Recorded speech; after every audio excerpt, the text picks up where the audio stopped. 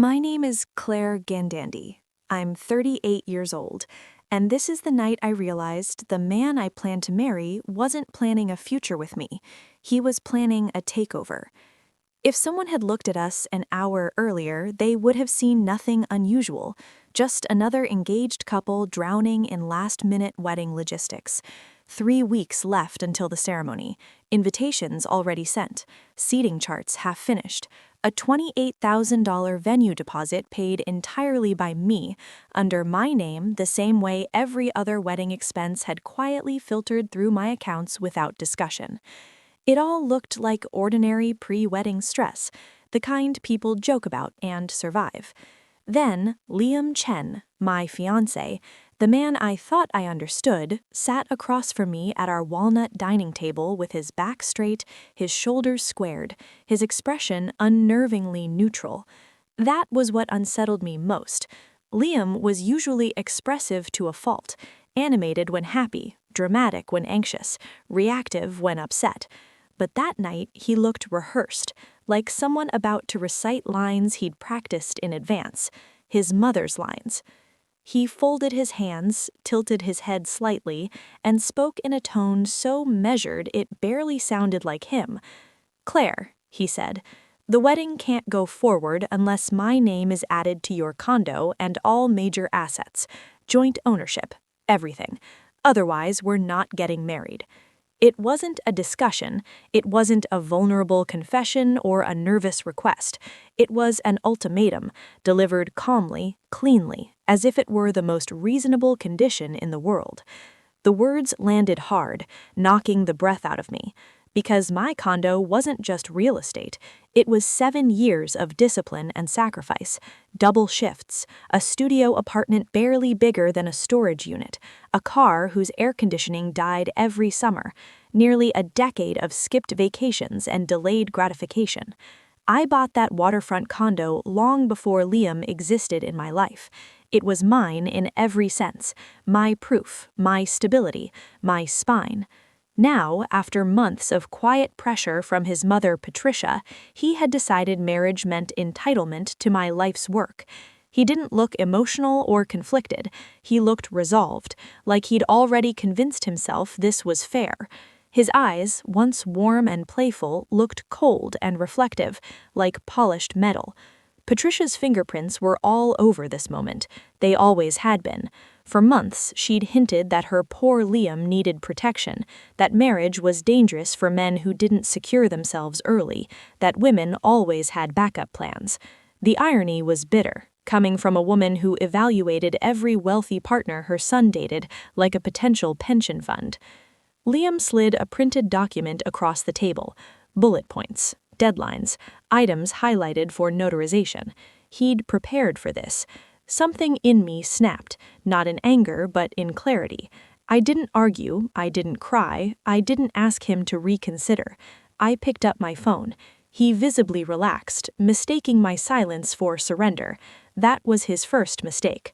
I scrolled to the contact for Harbor View Estate, our venue, and pressed call, making sure the sound carried. His eyebrows twitched.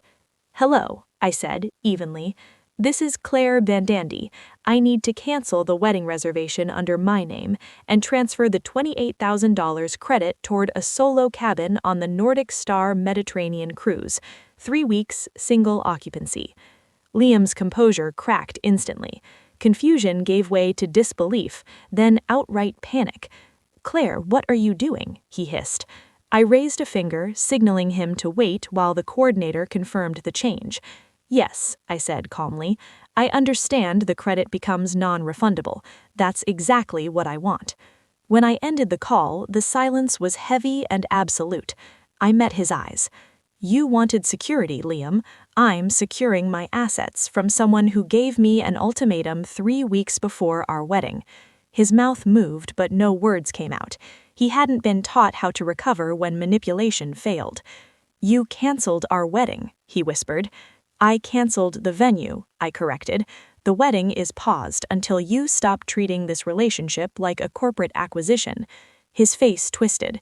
"You'd rather lose $28,000 than put my name on something we're supposed to share?" I shook my head. I'd rather lose the money than lose myself. That was the moment he finally looked scared, not for me, not for us, but for what he was losing access to. I stood up. You have 1 week to decide whether you want a partner or a portfolio. I'm not marrying someone who values property over me. He didn't follow. He didn't respond. He just sat there as his perfect posture collapsed, inch by inch, like a puppet with cut strings. I walked into my home office and closed the door gently. Only then did I exhale. The condo, my condo, was filled with a heavy silence, and it hit me how close I'd come to giving everything away. Not the wedding, not the money, myself. I sank into my chair and whispered, almost to steady myself, "Let me back up, because this didn't start tonight. It was a slow collision I didn't recognize until impact." Before Liam Chen became the man who issued ultimatums, he was someone I believed I could build a future with. I didn't fall for him recklessly. I had built my life carefully, deliberately, brick by brick, and he slipped into it so smoothly I never noticed how strategically he positioned himself.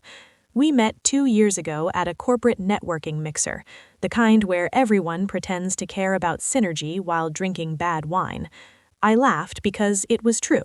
His confidence was effortless and disarming. Our first date was at a Mediterranean restaurant he chose. He was charming in a controlled, thoughtful way, polished but approachable, vulnerable enough to feel real. He listened, he asked questions. He didn't flinch when I talked about money or boundaries. Within months, he made me feel emotionally safe without threatening my independence, or so I thought. When his lease ended 6 months later, I suggested he move in. It felt natural, practical, adult. But something shifted the moment his belongings crossed my threshold. Comments followed, suggestions. This place would feel more like ours, once my name is on the deed. My mom says couples should handle property before marriage. I ignored the discomfort because his tone was always light. He proposed at a vineyard during a perfect sunset. I said yes through tears. He posted the engagement online before the bill was paid. Patricia congratulated us with a smile that never reached her eyes and whispered that she was glad her son found someone stable, someone who wouldn't leave him vulnerable. I didn't understand then. I should have asked. Patricia had turned financial fear into doctrine after being cut out of her late husband's will, and she raised her son accordingly. Slowly, Liam changed. Wedding conversations detoured into asset discussions. Cake tastings turned into lectures on shared property. Every future plan carried an undertone of ownership. Sometimes I saw the man I fell for. More often, I saw his mother's influence guiding him. One night in bed, he said softly that marriage meant sharing everything. When I asked whether that belief was his or his mother's, he went silent. As the wedding approached, the pressure never stopped. Every detail circled back to control, until finally, 3 weeks before the ceremony, he delivered the ultimatum, calm and calculated, like a legal clause instead of a conversation.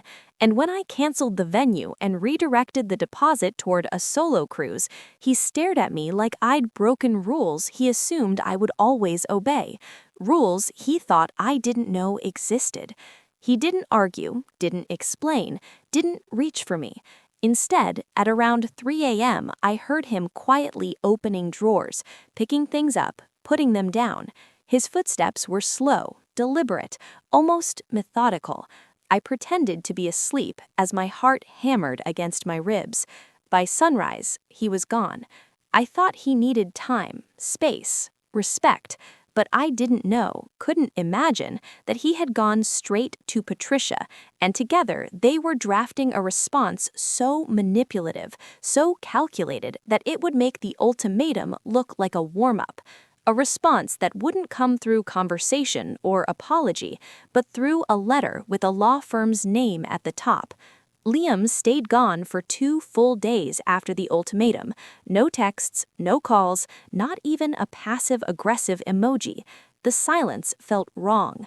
Not the silence of someone reflecting, but of someone preparing. Patricia's kind of silence. On the third afternoon, while I was at work, an email arrived in my inbox from a law firm I'd never heard of, Whitmore and Associates. My stomach tightened before I even opened it. Something inside me already knew. The subject line read, "Notice regarding property rights, Liam Chen." The air went cold around me. I clicked the attachment. It wasn't a conversation starter. It wasn't clarification. It wasn't a negotiation.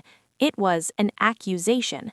The letter claimed that because Liam had lived in my condo for 18 months, paid contributory household expenses, and invested significant emotional and logistical labor into our relationship, including wedding planning, he was entitled to immediate co-ownership of my property.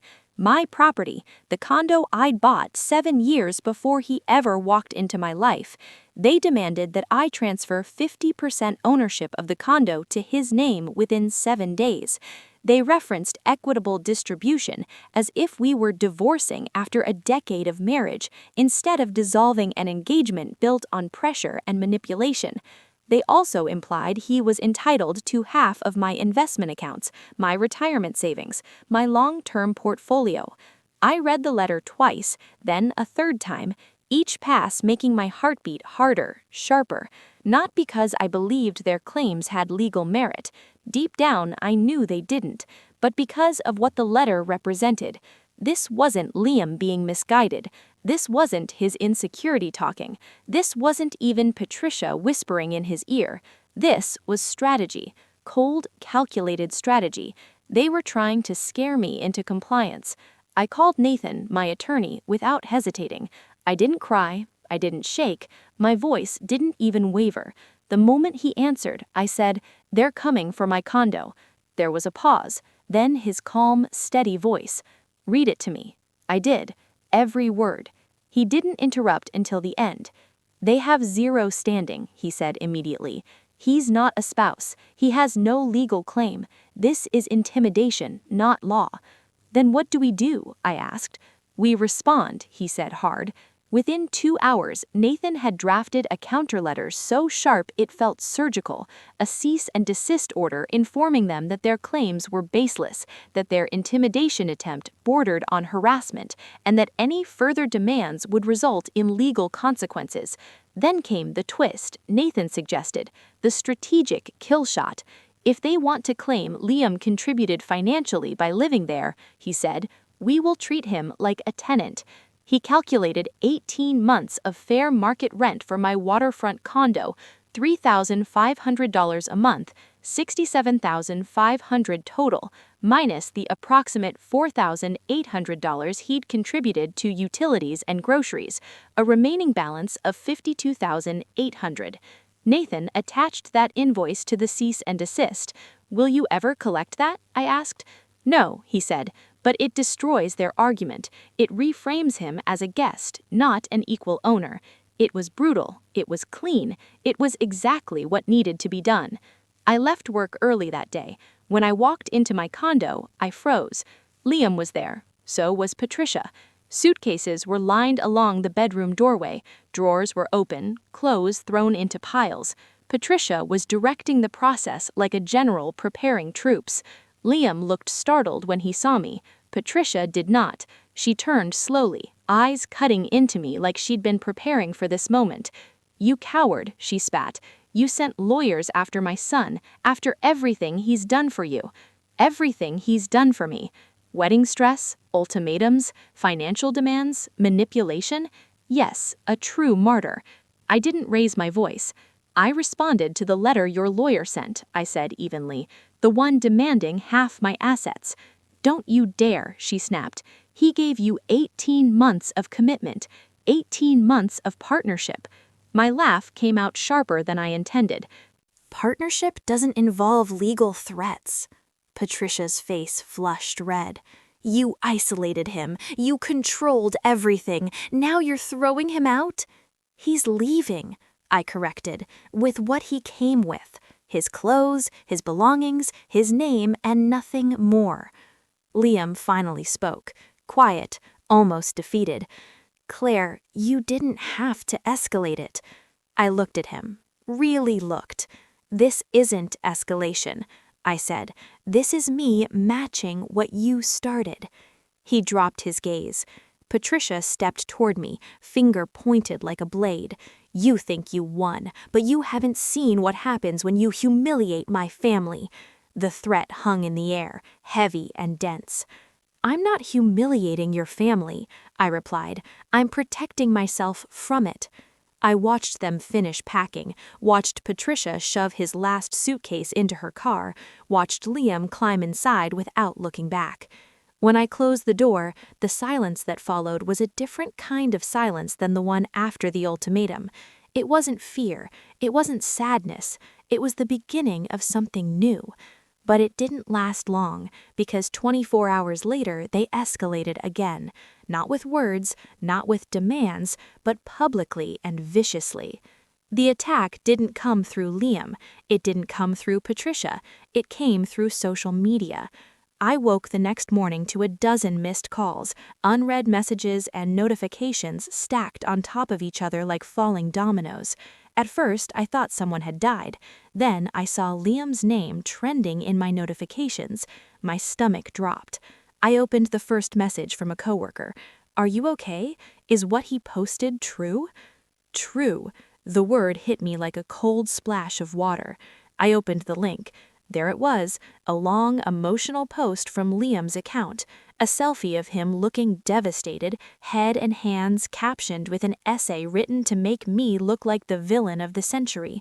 He claimed I'd blindsided him, that I'd stolen the $28,000 wedding deposit, that I'd thrown him out with nowhere to go, that I manipulated him, controlled him, emotionally abused him, isolated him, made him feel unsafe. He never mentioned the ultimatum, never mentioned his demand for half my assets, never mentioned the lawyer letter I received, never mentioned that the deposit was in my name from my account. He painted himself as a heartbroken, financially vulnerable man betrayed by the woman he trusted. It was masterful in its manipulation. He didn't call me names, didn't accuse me of cheating, no theatrics, just heartbreak, fear, victimhood. The kind of performance that draws sympathy by the gallon. The comments were brutal. "You dodged a bullet by leaving her. Imagine stealing your partner's wedding money. She isolated him and then kicked him out. What a controlling woman. She sounds emotionally abusive. She used him. She ruined him." People I barely knew were tagging me, judging me, condemning me, and Liam, safe behind his screen, was letting them. I sat there reading comment after comment, feeling something inside me twist into a tight, burning knot. Not sadness, not even anger, a kind of cold, perfect clarity. This was no accident. This was no emotional outburst. This was retaliation. I forwarded the post to Nathan with a single sentence. "What do we do?" He called within minutes. "It's defamation," he said. "Every word designed to damage your reputation, but suing publicly would be expensive and messy. It could drag on for months." "What's the alternative?" I asked. He hesitated. "Tell the truth." And that was it. No emotion, no venom, no theatrics, just documents. That evening, I sat down at my dining table, the same table where Liam delivered his ultimatum, and wrote a response. Not a rant, not a defense, not an attack. Just facts. I explained that Liam ended the engagement by issuing a 1-week ultimatum demanding half ownership of my premarital condo and complete access to all my major assets. I explained that his family's lawyer sent a letter demanding 50% of my property despite us not being married. I explained I legally repurposed the wedding deposit, which was in my name alone, from my account. Then I attached everything: screenshots of the ultimatum texts, the lawyer demand letter, the cease and desist Nathan drafted, my deed showing I bought the condo years before meeting him, the venue confirmation showing the deposit was in my name alone, no insults, no commentary, just evidence. I hit post and set my phone down. The reaction was immediate. People who supported Liam deleted their comments. Others turned on him instantly. New comments flooded in. Wait, he demanded half her condo before the wedding? His mom clearly put him up to this. The letters prove everything. This is insane. She dodged the bullet, not him. How dare he try to steal her assets? He lied publicly. That's disgusting. By the next morning, Liam's post was gone, vanished, deleted like it never happened, but the screenshot stayed because the internet never forgets. Around lunchtime, my phone buzzed with a number I didn't recognize. A single text message. "You've humiliated my son publicly. You'll regret this. Patricia." I stared at the message, feeling absolutely nothing. I typed back, "I regret not seeing the truth earlier. Don't contact me again." Then I blocked her. Then I blocked Liam. And for the first time in months, I took a deep breath that didn't hurt. The weekend passed in a strange, quiet way. I cleaned the condo, did laundry, cooked a small dinner, sat on my balcony watching the harbor lights flicker against the water. Peace wasn't loud. It wasn't triumphant. It was the absence of chaos. But peace can be deceptive, because just as I began settling into the quiet, reality hit me. The wedding was canceled, the relationship was dead, and my life, my actual life, was finally, blessedly, mine again. A week later, I boarded the cruise, a 3-week voyage through the Mediterranean, a trip I had originally planned as a honeymoon. Now it was something else entirely, a rebirth. I didn't know it then, but on that ship, thousands of miles away from Patricia's manipulation and Liam's entitlement, I would learn the truth that tied everything together. The truth about why Patricia raised her son to treat love like a financial transaction. The truth about the will she never received. The truth that made everything suddenly make sense. And the truth Liam would eventually try to use to crawl back into my life. The cruise felt like stepping into a different version of myself, one I hadn't met in years because I'd been too busy trying to hold a relationship together while someone else quietly dismantled it. My cabin overlooked the water. Every sunrise was a soft, shimmering gold. Every night, the sea hummed beneath the ship like a living thing. I slept better than I had in months, maybe years. The first morning, I sat on the balcony with a cup of coffee, watching the sunlight stretch across the horizon, and felt something strange bubbling up inside me. Relief. Not joy, not excitement, just relief. A quiet, steady release of a weight I didn't realize had been crushing me. Every day was mine. Every hour was mine. Nobody hovering, nobody manipulating, nobody trying to turn my life into their retirement plan. I explored Barcelona alone, wandering through narrow streets that smelled of bread and citrus. In Marseille, I spent an entire afternoon sitting by the water, eating grilled fish and letting the sea breeze untangle the last knots of tension in my body. In Rome, I hired a cynical, hilarious Italian guide who talked about ancient emperors cheating on each other like it was fresh gossip. When she asked why I was traveling alone, I told her the short version. Her eyes sharpened. "He wanted your house," she said simply. It wasn't a question. "It seems that way," she nodded. "You escaped. Good. Not all people do." I didn't expect a stranger to understand so immediately. Somehow that made it real in a way it hadn't been before.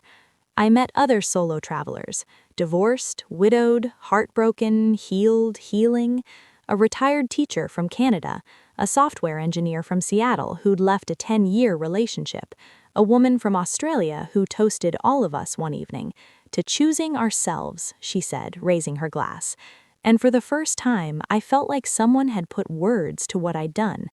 I chose myself. Not my condo, not my savings, not my independence, myself. Halfway through the trip, I received a message request on social media from someone I vaguely recognized. Julie, one of Liam's old college friends. She'd been at our engagement party, quiet but observant. Her message was short. "Can we meet when you get back? I think you deserve to know something." I didn't respond at first. I didn't want more drama, but curiosity, no, intuition lingered in the back of my mind. 3 weeks passed like a soft dream, and when I finally flew home, the condo felt different. Not empty, not lonely, just mine again. A few days later, I agreed to meet Julie at a small cafe downtown. She arrived looking nervous, twisting her napkin between her fingers. "I should have told you sooner," she said. "I just didn't realize how far it had gone." "Far how?" I asked. She hesitated, then exhaled sharply. "It wasn't Liam's idea," she said. "It never was. Everything he did, the pressure, the property talk, the ultimatum, it was all coming from Patricia." My jaw tightened, but I stayed silent. Julie continued. "Patricia wasn't just manipulative, she was terrified. When her husband died 12 years ago, he changed his will at the last minute and left her nothing, not a cent. Everything went to Liam and his sister. Patricia always believed he betrayed her, that men betray women with paperwork." I felt something inside me shift, a puzzle piece falling into place. "She told Liam," Julie said, lowering her voice, "that if he didn't secure assets before marriage, his future spouse would ruin him the same way she thinks she was ruined. Trauma repurposed as strategy, fear weaponized as love, paranoia disguised as protection. And Liam believed her completely. Julie said she raised him on that fear. She taught him that partnership means securing assets, that marriage is a business contract, that if your name isn't on someone's property, you're disposable." Suddenly, everything made sense. Not just the ultimatum, but the coldness behind it. The scripted calm, the legal letter, the way he looked at my condo like it was part of his future, not mine. Julie looked at me, guilt shadowing her expression.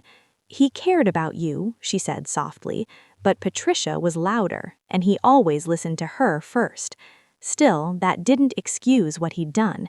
He was an adult. He'd made choices. He'd chosen control over trust. He'd chosen intimidation over communication. He'd chosen to treat love like acquisition. Understanding the reason behind betrayal doesn't make betrayal less real. A week after meeting Julie, I received a text from an unfamiliar number. When I opened it, everything inside me went perfectly still. "Claire, it's me. Please don't block this.